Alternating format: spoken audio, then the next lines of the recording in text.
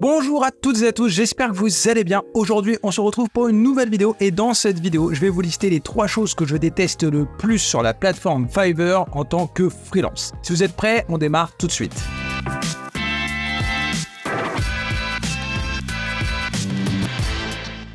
Bon, déjà, petite introduction avant de tout de suite bâcher la plateforme Fiverr. Moi, je suis freelance depuis quasiment 10 ans et je me suis lancé en tant que vendeur sur Fiverr en 2020. Ça a commencé plutôt doucement. J'ai commencé à proposer mes services de SEO. Là, très récemment, je viens d'ajouter de nouveaux services parce que j'essaye de vraiment me développer sur cette plateforme. Je me suis surtout développé en termes de plateforme sur la plateforme ComeUp, anciennement 5euros.com. Et en fait, je me suis dit, Fiverr, c'est la même chose, mais en version internationale. Guillaume, il faut absolument que tu te lances. Là, je commence à faire pas mal d'argent sur la plateforme. Je vais vous montrer. J'ai franchement des bonnes statistiques. Si, comme on peut voir, j'en suis à peu près 60 000 euros sur 4 ans, ce qui est vraiment pas mal. Et là, je commence à vraiment super bien me développer, surtout cette année. Vous voyez, en fait, les premières années, vraiment, c'était, on va dire, un petit complément de revenu. Et comme je le dis toujours, parce que moi, je suis là un peu pour aider mes amis freelance qui se lancent, notamment, et qui cherchent à être aidés, ça prend du temps.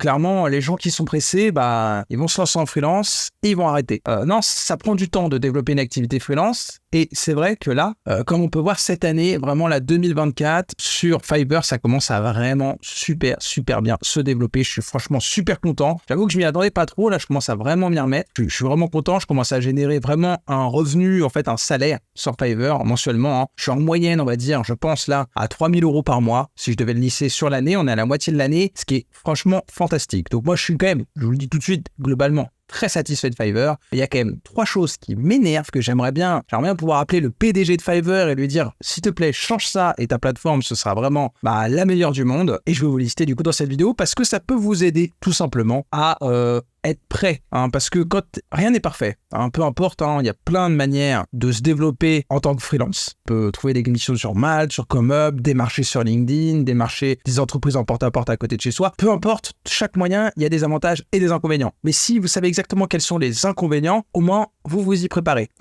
C'est comme si on loue un logement pour nos vacances. Si on sait que le logement est un peu sombre, si on l'a vu sur les photos, on n'est pas déçu en arrivant sur place. Alors que si au final c'est un défaut qui était caché, c'est là qu'on est déçu. Donc voilà, je vais commencer à lister les 3 choses que je déteste le plus sur Fiverr. Alors, la première chose que je déteste sur Fiverr, c'est la gestion des litiges. Il est vrai que moi, j'ai démarré en freelance, notamment via la plateforme 5euros.com, ComeUp aujourd'hui. Et cette plateforme, comme n'importe quelle plateforme de freelance, ce sont des plateformes de mise en relation qui jouent du coup le rôle de tiers de confiance. Donc en fait, ces plateformes, moi je trouve ça plutôt cool sur le principe et je me suis beaucoup développé via ce type de plateforme. Également aussi pour la formation en ligne comme Udemy. Et c'est vrai que l'avantage, c'est que en fait, en apportant un tiers de confiance entre le client et le freelance, normalement, ça doit encourager tout le monde et surtout donner de la confiance parce que en tant que freelance, on peut pas se faire arnaquer par le client parce qu'il a payé avant même que le service soit livré. Mais en tant que client aussi, ça doit faciliter la vente parce que en tant que client, finalement, on paye certes, mais à la plateforme. Et en cas d'arnaque, on va dire, du vendeur ou du freelance, finalement, la plateforme peut nous protéger et donc ne pas le payer et on peut se faire rembourser. Ce qui est quand même franchement top, encore plus si on parle de Fiverr aujourd'hui, que c'est de l'international. Donc clairement, si vous travaillez avec un freelance qui est à l'autre bout du monde, si jamais il vous arnaque, bonne chance pour récupérer votre argent. Bon, alors comment ça se passe typiquement sur pour moi une bonne plateforme comme celle de ComeUp, en fait, en cas de litige. Vous êtes freelance, vous allez livrer votre travail, vous allez livrer votre logo. Le client, il a le droit de vous demander des retouches, par exemple, parce que c'est prévu dans le service. Bon, si jamais vous ne tombez pas d'accord, vous vous dites, écoutez, j'ai fait exactement ce que vous attendiez, je peux rien faire de plus, et que le client, il se dit, non, mais moi, c'est pas ce que je voulais. À partir de là, le client, il peut ouvrir un litige. C'est normal, c'est le rôle même de la plateforme, du coup, de mise en relation, la marketplace, c'est le rôle de tiers de confiance et cette plateforme va prendre une commission, ça sert à ça justement, c'est d'avoir quelqu'un qui va justement jouer un peu le rôle d'arbitre et c'est vrai que ça prend du temps. Sur ComeUp par exemple, vous allez en tant que freelance pouvoir argumenter. Vous allez dire voilà, le client il a commandé ci, il a commandé ça, voilà le brief qu'il m'avait donné, voilà ce que j'ai livré, donc écoutez, c'est conforme à ce qui était promis, je ne peux rien faire de plus. Le client aussi va porter ses arguments, il va dire écoutez, moi je suis pas content, machin. Après c'est la plateforme qui va arbitrer. Et généralement ils essayent de donner raison, mais on peut pas demander non plus à un service support d'une plateforme d'être expert en tout, hein, parce que évidemment sur toutes ces plateformes, il y a des services dans le graphisme, dans la vidéo, dans le SEO, dans la publicité. On peut pas leur demander forcément de juger le fond, mais au moins la forme, et puis quand même de s'assurer que effectivement le vendeur ou le client n'essaie pas d'arnaquer l'autre. Et aussi souvent, ce qui se passe par exemple sur ComeUp, c'est qu'ils essayent de trouver un juste milieu. C'est-à-dire que c'est vrai que parfois un client peut être déçu parce que certes vous avez vendu ce que vous deviez vendre, hein, c'est ce qui était écrit, mais peut-être que le client il n'avait pas compris. Bon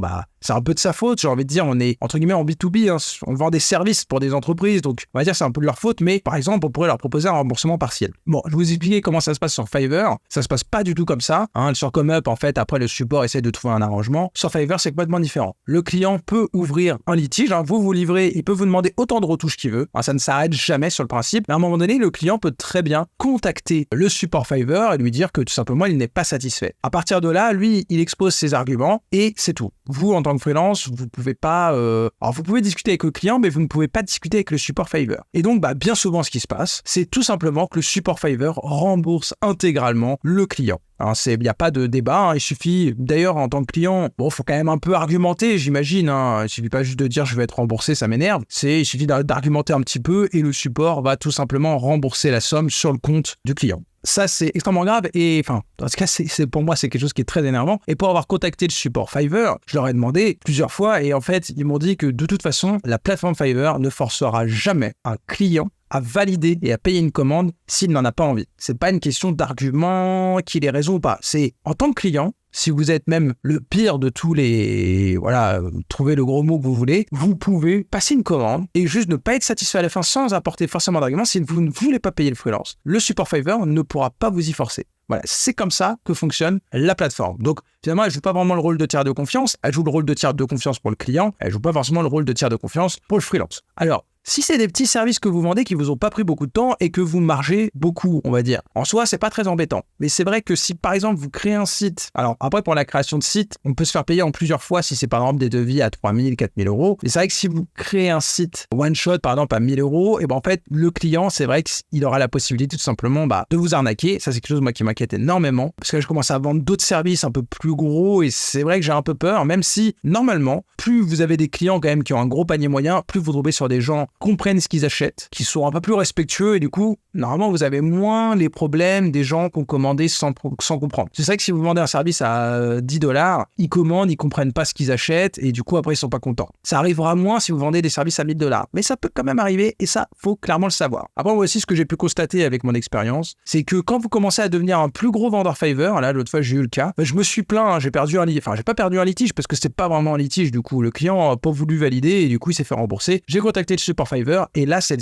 Fiverr qui m'a remboursé une partie. Donc, ça veut dire que là, pour le coup, c'est vraiment Fiverr qui a donné de l'argent parce qu'ils ont remboursé le client intégralement et ils m'ont remboursé, je crois 80% de la somme de la commande. Donc assez sympa, mais clairement si vous commencez, Fiverr, globalement ils en auront à peu près rien à faire de vous et du coup faut le savoir, vous pourrez éventuellement perdre des litiges et même, ça c'est un truc c'est pour ça que c'est vraiment le truc le plus énervant, j'ai voulu en parler en premier, c'est même 6 mois après, c'est-à-dire même une fois que la commande est terminée, hein, c'est-à-dire elle a été validée, même le client a mis un avis positif, et le client pourra, ça j'ai déjà constaté, et puis des amis à moi l'ont déjà constaté aussi, le client peut très bien recontacter le support Fiverr et se faire rembourser. À ce moment-là, ce que va faire Fiverr, c'est que vous, si vous êtes toujours vendeur et que vous avez de l'argent sur votre portefeuille, ils vont pouvoir aller récupérer l'argent sur votre portefeuille. Donc voilà, il faut le savoir.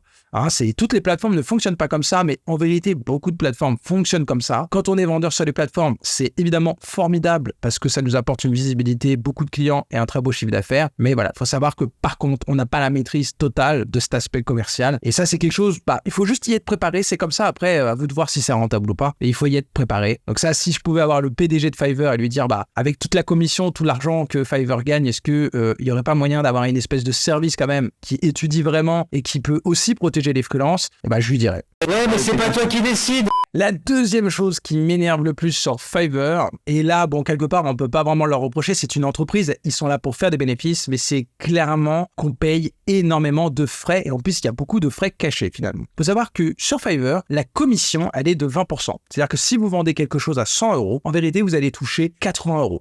Bon, pourquoi pas, c'est une commission assez haute, mais il y a des plateformes qui font plus, il y a aussi quand même pas mal de plateformes qui font moins en termes de commission. Après, c'est vrai qu'honnêtement, Fiverr apporte vraiment beaucoup de visibilité et beaucoup de clients, ils font beaucoup de marketing, donc en soi, moi je trouve qu'honnêtement, les 20%, je suis pas contre les payer, si vous voulez. Mais il y a aussi des frais cachés. Déjà, il faut savoir que, certes, moi quand je vends par exemple un service à $100, je vais toucher $80, mais il faut savoir qu'en fait, mon client, il va pas payer $100, il va payer plus. En fait, vous avez aussi une commission côté client. Donc, ouais, le client, alors je sais plus, la commission, elle est pas de 20% côté client, mais il y a des frais, entre guillemets, de carte bancaire, mais qui sont en vérité plus élevés, parce que les frais de carte bancaire avec les TPE virtuels, quand vous faites le volume que fait Fiverr, ils sont pas gratuits, mais ils sont extrêmement bas. Bon, après, PayPal prend aussi des commissions, mais pareil, quand vous êtes un site comme Fiverr, la commission PayPal, c'est pas la même que vous et moi quand on a un petit site e-commerce. Vraiment, ils prennent des frais aussi côté acheteur. Donc peut-être que le client, il va payer, je sais pas, 107, $108, et vous allez toucher $80. Donc en fait, la commission déjà de Fiverr, elle est bien pire que ça. Et enfin, la dernière commission aussi qui est cachée par Fiverr, c'est le taux de conversion. En fait, il faut savoir que sur Fiverr, que vous soyez vendeur ou client, vous voyez normalement les prix dans votre devise. Donc nous, typiquement, on est en France, on peut être en euros. Après, si vous êtes dans un autre pays, vous verrez peut-être une autre devise. Mais sinon, quand même, globalement, la vraie devise derrière sur Fiverr, c'est le dollar. Tout ensuite est converti automatiquement. Et ça, en fait, c'est une, c'est une commission supplémentaire qui est cachée. Parce que là, ici, comme vous pouvez voir, moi, il m'affiche que j'ai $3 841 en ce moment et 16 centimes sur mon portefeuille. Ça reste relatif parce que tout va dépendre du moment où je vais les retirer. Là, si je clique dessus, je vois vraiment mon portefeuille et je vois qu'en fait, j'ai $3 923 et 27 centimes. Donc ça, c'est du dollar américain. Si je fais la conversion là tout de suite sur Google, $3 et 27 centimes, donc dollar américain, ça ferait 3662,37 € en euros. Alors, je sais très bien que ça, c'est la théorie. Le cours réel, on va dire, sur les marchés, peu de gens, en fait, échangent la monnaie vraiment au prix réel. Ça, c'est vraiment, entre guillemets, le plus avantageux. Et peu importe, si vous demandez à votre banque ou même à certains services en ligne, même des services en ligne comme Wise, où vous pouvez faire de la conversion sans frais, vous n'aurez jamais vraiment le même taux de conversion que ce que vous allez trouver sur Google. Il y a toujours un petit delta. Ça, là-dessus, on est d'accord. Même quand il n'y a pas de frais, il y a toujours un petit delta parce qu'en vérité, le cours d'échange, il change chaque seconde et même presque à chaque transaction. Donc ça, là-dessus, juste qu'il y a toujours une différence. Mais clairement, côté Fiverr, il y a vraiment une grosse différence. Parce que vous voyez ici, je peux faire retirer du coup mon argent. Et en fait, lui, il considère que $3 923, c'est 3531 €. Donc en fait, vous voyez, là, on tombe à 3500 €. Il y a quand même 130 € de différence. Donc là, ça fait quand même beaucoup de frais de la part de Fiverr. Donc en fait, si vous faites ça, plus ça, plus ça, donc les 20% de commission, plus les frais aussi, quand vous êtes client, que vous allez commander sur Fiverr, en fait, si vous payez un service à $100 et que vous avez 8 € de frais de carte bleue, vous allez payer $108, mais en fait, il y aura quand même de toute façon le freelance, en fait, vous n'allez pas toucher 20% de ce prix total. Vous allez toucher que 80% de la commande hors les frais de carte bleue que la plateforme a pris. Et en plus, en tant que freelance, vous allez encore perdre au niveau du taux de change parce que nous, on est en Europe et du coup, finalement, on se prend un taux de change à cause du dollar. Bon, en sachant qu'en plus, moi, sur Fiverr, finalement, je vends surtout à des francophones. Alors après, c'est vrai qu'en vérité, j'ai surtout des clients, j'ai beaucoup de clients français. Et déjà, je me dis, sur les clients français, c'est un peu dommage parce que eux, ils payent en euros. Fiverr fait la conversion en dollars. Forcément, il y a des frais. Ensuite, moi, du coup, je réceptionne les dollars pour les retirer. Je reprends encore des frais de conversion. Je me dis, en fait, pour les clients français, le site pourrait être en multi-devises, au moins sur certaines grosses devises. L'euro, le dollar canadien, des choses comme ça, où il y a beaucoup de membres sur la plateforme. Et déjà, ça éviterait des frais. Même pour Fiverr, au final, ça fait des frais inutiles. Mais en fait, on perd encore de l'argent là-dessus. Donc au final, je pense qu'il faudrait calculer, ça doit dépendre aussi des moments, mais globalement, entre ce que paye le client sur Fiverr, donc avec les frais de carte bancaire, ensuite les 20%, vous retirez les 20% de commission, et ensuite vous retirez le taux de change du dollar à l'euro, et finalement, on perd pas 20%, on perd peut-être 30, 35, peut-être même 40%. Ça reste une estimation un peu comme ça au doigt mouillé. Peut-être pas 40%, allez, on va dire peut-être 30, 35%. Ce qui est quand même énorme. Et voilà, ça, pareil, il faut le savoir. Et je trouve que, vu le volume que peut faire Fiverr, je vais pas me plaindre. Honnêtement, libre à moi aussi d'arrêter de vendre sur Fiverr si ce n'est pas rentable. Mais quand même, je trouve que, clairement, la commission, elle est un peu abusive et puis surtout, elle est assez opaque parce que autant les 20%, ok, c'est pas mis en avant non plus, mais globalement, c'est clair, tout le monde le sait. autant le fait que les clients ils payent. En fait, si vous avez pas eu l'expérience d'être client sur Fiverr, si vous êtes que vendeur, vous ne le savez pas. Du coup, le client il est là, il dit bah moi j'ai payé $110, vous comprenez pas parce qu'en fait vous voyez que $100 sur la commande. Et en plus après, quand même, c'est sûr qu'ils prennent une commission parce qu'il n'y a pas de frais sur PayPal. Par contre, quand vous retirez de l'argent sur votre PayPal, vous n'avez pas les frais. Ça c'est quelque chose que Fiverr a négocié avec PayPal. Donc là en fait le taux de change, c'est même pas le taux de change de PayPal. Et j'avais essayé aussi de retirer des dollars sur PayPal et de faire la conversion dollar-euro via PayPal, mais PayPal est encore moins intéressant en termes de frais de conversion que Fiverr. Donc au final, je retire directement des euros depuis Fiverr. Donc voilà, ça faut le savoir et ça fait quand même beaucoup. Et faut juste le savoir et du coup, on n'est pas déçu. Mais je pense que si je pouvais encore une fois avoir le PDG de Fiverr au téléphone, je lui dirais, est-ce que tu peux pas juste mettre une commission claire, une seule, et comme ça après, on est tranquille. Non. Troisième chose que je déteste sur Fiverr, et ça c'est quelque chose que j'aurais bien aimé savoir avant même de m'y lancer, et en tout cas vous devez le savoir. Il y a quelque chose qui se passe sur Fiverr qui se passe pas trop sur les autres plateformes, en tout cas je ne connais pas, c'est qu'en fait il y a des enquêtes de satisfaction secrètes. En fait, comme n'importe quel marketplace, les services, donc il y a un algorithme dans les catégories de services et dans les recherches, et l'algorithme, souvent, il prend en compte pas mal de choses. Les avis clients, le panier moyen, le taux de conversion, bref, plein de statistiques comme ça de vente. Et c'est vrai que les avis clients comptent beaucoup. Bon, en vérité, les avis clients, sur Fiverr comme sur beaucoup d'autres plateformes, comptent peu. C'est-à-dire que de toute façon, un service qui est très mal noté, et de toute façon, il est très vite supprimé et déclassé. Donc généralement, en fait, sur ces plateformes, vous avez quasiment 99% des services qui sont de toute façon bien notés, on va dire au-dessus de 4,5 sur 5. Mais par contre, il y a quelque chose qui peut clairement, je ne vais pas être grossier, mais qui peut clairement faire chuter vos ventes et votre référencement sur la plateforme, c'est qu'en fait, il y a des enquêtes de satisfaction client secrètes, c'est-à-dire qu'en fait, ça se fait, mais de manière non publique. En fait, comment ça se passe une commande sur Fiverr? Quand vous êtes freelance, vous livrez la commande, et là, le client a la possibilité soit de juste valider la commande sans mettre d'avis, bon ça c'est plutôt cool, soit il a aussi la possibilité de mettre un avis. Donc là, il peut mettre un avis positif ou un avis négatif, en sachant que la notation sur Fiverr, c'est pas juste positif-négatif, c'est vraiment une note de 5 globale, et après, il y a 3 critères, je sais plus ce que c'est ce que vous recommanderiez à un ami, rapport qualité-prix, communication avec le vendeur. C'est des trucs un peu comme ça.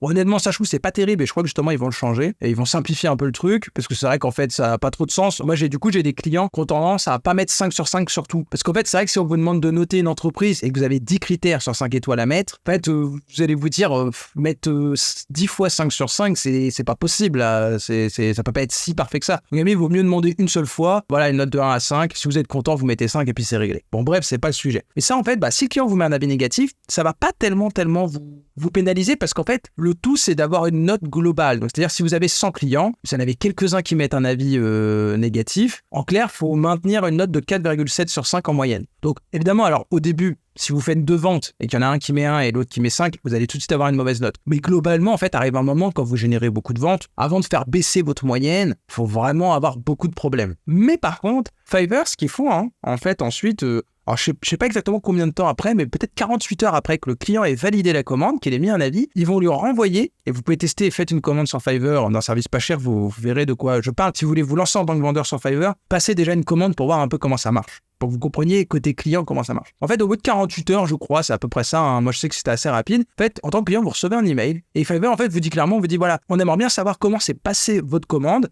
et ça restera entre nous. Parce qu'en fait, ils ont constaté que c'est vrai qu'il y a beaucoup de clients aussi, et c'est vrai, on le fait tous, quand vous êtes invité à mettre un avis en public, vous avez tendance, alors ça dépend vraiment des gens en vérité, je pense à un parti pris de Fiverr, mais je pense que ça dépend vraiment des gens, mais vous avez un peu de mal à être méchant, vous avez du mal à mettre un avis négatif à quelqu'un, parce que même si vous n'êtes pas satisfait, vous n'êtes pas satisfait du logo, bon, si vous l'avez payé $50, vous n'avez pas forcément envie non plus de le pénaliser, le vendeur en plus, et du coup, à la limite, vous mettez pas d'avis ou vous mettez un avis positif parce que vous dites, bon, il était gentil et tout, mais juste, j'aime pas son style ou, c'est pas le mec le plus talentueux de la Terre, et voilà. Donc, en fait, vous avez parfois du mal à être méchant, et du coup, Fiverr a, je pense, créé ce système-là en plus et de dire, ça restera entre nous, ça va pas pénaliser le vendeur, mais en fait, ça, c'est quelque chose qui peut vous pénaliser instantanément. C'est-à-dire que là, le client, il a la possibilité de mettre un avis, je crois qu'il peut mettre un argumentaire, et puis il peut mettre une note, je crois encore, s'il est satisfait ou non de sa livraison. Je pense que ça va dépendre aussi du nombre de ventes que vous faites, peut-être, mais je sais que typiquement, au tout début, quand vous démarrez, vous commencez à faire des ventes, vous commencez à remonter dans votre catégorie, etc. Mais vous faites que quelques ventes, 4-5 ventes par semaine. Là, vous avez un client qui vous met un avis négatif, et là, dans l'algorithme, vous avez une pénalité, vous retombez en 10e page pendant 6 mois. Alors, j'exagère un peu, mais c'est à peu près ça. Et ça, franchement, il faut le savoir, et je trouve que c'est assez traite, parce qu'en tant que vendeur, en fait, alors j'ai trouvé des explications dans la documentation et c'est vrai qu'en fait c'est expliqué mais c'est quand même très discret et je trouve que au final c'est pas hyper bien fait parce que en fait tous les clients encore une fois comprennent pas forcément ce qu'ils achètent et du coup à force de leur demander un avis en fait à un moment donné quand on vous demande un avis 10 fois vous êtes obligé de critiquer quelque chose parce que vous dites on me demande mon avis si c'est pour dire tout est très bien ça sert à rien. Donc au final je trouve que ça voilà faut le savoir, il faut vraiment bien soigner sa relation client sur Fiverr pour s'assurer en fait que le client quand il va recevoir cette enquête soit il ne dise rien soit ils mettent un avis positif. Et évidemment vous n'avez pas le droit d'inciter et d'informer les clients qui vont recevoir une enquête, surtout pas en parler, mais voilà il faut tout faire en fait pour qu'ils soient pas tentés de mettre un avis négatif. Ça j'aurais bien aimé savoir et ça si je pouvais aussi avoir le PDG de Fiverr au téléphone, je pense que je lui dirais. On bat les couilles frère. Et enfin, quatrième chose, c'est le petit bonus que je déteste, mais un peu moins quand même sur Fiverr, c'est les vignettes. Je trouve quand même que l'aspect design d'une plateforme, c'est hyper important. Et franchement, je trouve que le design de la plateforme Fiverr, il est franchement bien réussi. Alors après, c'est parfois un peu le bazar, il y a un peu trop de menus selon moi. Mais en fait, je trouve que les vignettes des vendeurs, c'est hyper important. Et ça, c'est un truc vraiment, je comprends pas qu'une plateforme sur Fiverr ait des problèmes à ce niveau-là. En fait, j'ai refait faire la totalité des vignettes et même du design de mon profil Fiverr. J'ai refait faire mon design en fait de profil ComeUp par Matt Dash qui était un graphiste ComeUp que j'adore. Il fait aussi mes miniatures YouTube d'ailleurs. C'est un super graphiste. Et du coup je me suis dit il faut aussi que je refasse faire mon profil Fiverr parce que clairement sur Fiverr j'essaye comme je vous le disais au début de la vidéo de me lancer. Et du coup bon il y a une documentation si vous cherchez la taille des vignettes de service qu'il faut faire. Alors attendez c'est pas ça guidelines. À mon avis ils mettent la taille donc ils vous disent en fait la taille de vignette qu'il faut faire. Alors attendez tac que je retrouve. Alors déjà c'est galère de trouver l'information mais on la trouve voilà c'est ça. Voilà, ils disent qu'en clair il faut que ça fasse la taille recommandée c'est 1280 par 769 pixels, du coup au max c'est 4000 par 2416 et du coup j'ai refait faire mes vignettes de cette taille là et en fait si vous regardez la vignette si je l'ouvre ici donc ça c'est Matt Dash qui l'a fait comme vous pouvez voir la vignette elle est bien. J'essaye d'accentuer sur le côté français parce que je veux m'adresser à une clientèle de francophones sur Fiverr et j'ai pas envie d'être en concurrence avec tous les américains. C'est pas une niche où je vais avoir un assez gros profil donc pour le moment je me concentre vraiment sur les francophones parce que finalement il y a peu de services de qualité, il y a pas beaucoup de concurrence en fait sur la francophonie sur Fiverr et donc voilà il m'a fait une belle vignette comme ça. Et au final si vous regardez dans la recherche voilà comment s'affichent toutes les vignettes. Ici vous voyez il y a mon ami Charles-Édouard aussi. En fait toutes les vignettes sont déformées sur la plateforme. Et pourtant, c'est la taille qui nous recommande. Et alors, j'ai essayé de voir le ratio, parce que là, vous allez dire, ah oui, mais Guillaume, regarde le ratio. Et puis, en fait, ne suis pas leurs recommandations. Publie une image qui aura le ratio pour que ce soit pas écrasé. On a essayé cette technique avec mon graphiste. En fait, ce que fait Fiverr, c'est que vous uploadez une image qui devrait normalement s'afficher bien. Il va la couper pour que ça reprenne le ratio de base qu'il demande. Et du coup, ça va la redéformer. Donc, au final, vous avez des vignettes qui sont toutes écrasées. Voilà. Alors vous me direz c'est pas très grave parce qu'on est tous pareils, tout le monde est un peu écrasé et puis au final on n'y fait pas si gaffe que ça. Mais c'est vrai que quand vous faites faire vos vignettes, vous aimez bien que tout soit nickel. Et d'ailleurs je remarque que la qualité des vignettes sur Fiverr, je la trouve bien moindre que sur ComeUp. Sur ComeUp, tout le monde a des belles vignettes, clairement, si vous regardez les top vendeurs. Il y a toujours des exceptions, mais globalement, il y a des très très belles vignettes. Et je trouve qu'en fait, sur Fiverr, alors il y en a qui ont des vignettes sympas, mais je trouve que globalement, la qualité des vignettes, c'est soit des trucs un peu moches, soit sinon, c'est carrément des templates Canva qui sont à peine retravaillés. Voilà, je trouve que c'est pas terrible, et c'est pour ça que je voulais vraiment faire un truc bien. Et Matt Dash, il m'a fait un truc, Mathieu m'a vraiment fait un truc super bien. Et donc, du coup, un peu déçu que ce soit écrasé. Et le pire, c'est que ça fait, j'ai constaté ça déjà, je pense que c'est depuis le début, ça fait des années que c'est comme ça. Et je trouve ça fou qu'en fait, une plateforme comme Fiverr, elle ait ce type de bug. Alors peut-être c'est que moi, mais je crois pas parce que du coup, mon graphiste avait le même affichage, donc un peu dommage. C'est pas aussi grave que les autres points, c'est pas très grave en vérité, mais quand même, je trouve ça fou qu'une plateforme comme Fiverr, avec le budget qu'ils aient, il y a pas un mec qui peut juste redévelopper le truc pour que l'image, en fait, elle s'affiche dans la bonne dimension, tout simplement, quoi. Voilà, du coup, vous savez tout ce que je déteste sur la plateforme Fiverr. Mis à part ça, évidemment, il y a plein de choses que j'adore, sinon je ne vendrais pas, j'ai pas de syndrome de Stockholm, je ne serais pas freelance sur Fiverr si je la trouvais pas super bien cette plateforme. Mais voilà, comme tout système dans lequel on vit, tout n'est pas parfait. Mais comme je disais au début, clairement, si vous êtes freelance et que vous voulez vous lancer sur Fiverr, c'est important d'avoir au moins ces points-là en tête. Une fois que vous savez qu'il y a ces défauts-là, vous allez vous adapter, vous allez les prendre en compte et vous y serez préparé. Et donc, vous les accueillerez, on va dire, un peu plus à bras ouverts.